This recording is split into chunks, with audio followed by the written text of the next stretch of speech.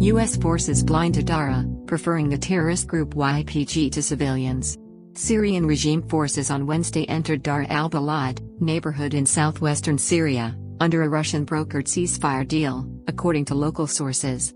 The sources said, regime forces toured the neighborhood to locate the sites, where military forces will be stationed to check on the identity of local residents. According to the sources, regime forces have collected 130 firearms from local residents.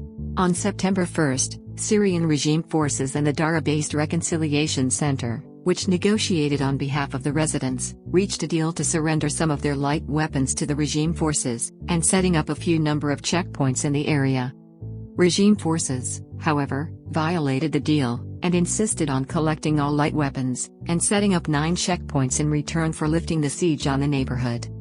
Meanwhile, local sources told Anadolu agency that regime forces refused to allow the 8th Brigade, a Russian-trained Syrian force, to enter Daraa al-Balad and the surrounding areas under the deal.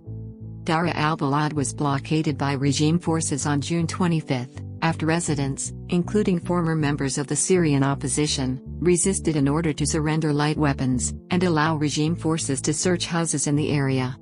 Daraa, known as the birthplace of the Syrian revolution, is home to 40,000 residents, and was an opposition stronghold until 2018. Syria has been ravaged by civil war since early 2011, when the Bashar al-Assad regime cracked down on pro-democracy protesters. While US saved YPG-controlled areas against the regime, it did